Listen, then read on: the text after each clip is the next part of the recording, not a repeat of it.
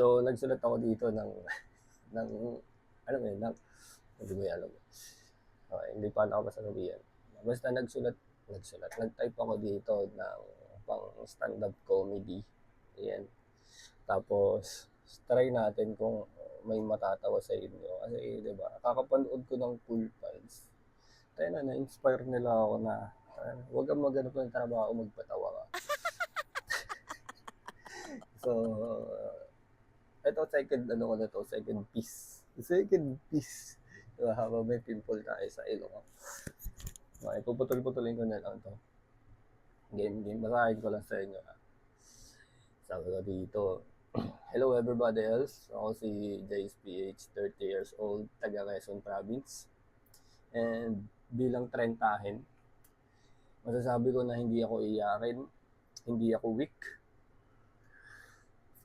Kasi na-experience kong maglaro sa kalsada. Tubang preso, patintero, kahit Chinese garter. And nung panahon namin, okay lang yun. Hindi ka bading. Diba? Kasi ngayon, kapag nakita mo batang lalaki naglalaro ng Chinese garter, alam mo na agad eh. Diba? Pagkatalon. No girl, no. Diba? Meron agad silang, diba? Partida ha, level 1 pa lang yun. And syempre, bahay-bahayan. Diba? Kahit lalaki ka, nagbabahay-bahayan ka. Pag maulan, sabihin nyo, sige, ano na lang tayo, bahay-bahayan na lang tayo. Tapos, Jace, ikaw nanay ha. Diba? Lalaki ka pero ikaw nanay. Kapag di mo tinanggap yung role na yun, it's either hindi ka nakasali sa next na mga laro or bading ka. Diba? Kasi ayaw mo eh. Diba? Kesa naman hindi ka maisali sa mga susunod na laro, nanay ka na lang. Diba? Tama pa ba to? Hinihimas mo na kasi yung pet ko. Sabi na, hayaan mo na. Yan yung role mo eh. Tsaka, laro-laro lang naman to. Hindi na umuulan ah. Hayaan mo na lang yung mga anak natin na maglaro sa labas.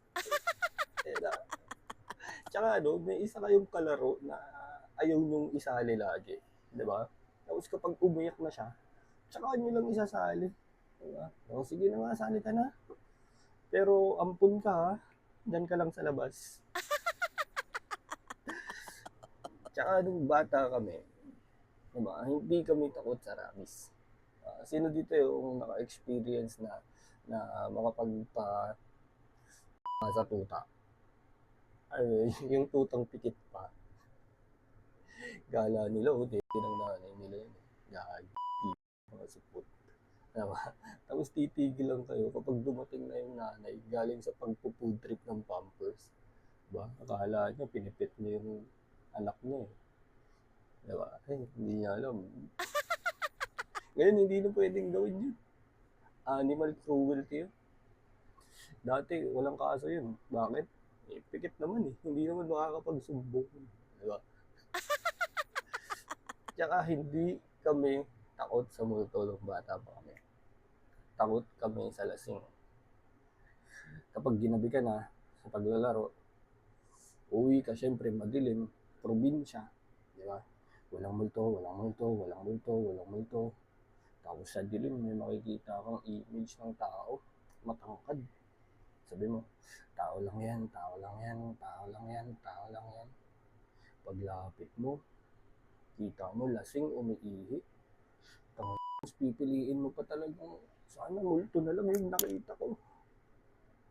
Kasi nakaharap sa iyo eh. Diba? Kahit madilim, kita mo yung bura eh. Tapos tatanungin pa, boy, tuta ka ba? At natakbo ka talaga dun. That's my set eh. That's it. JSPH, stand-up comedian.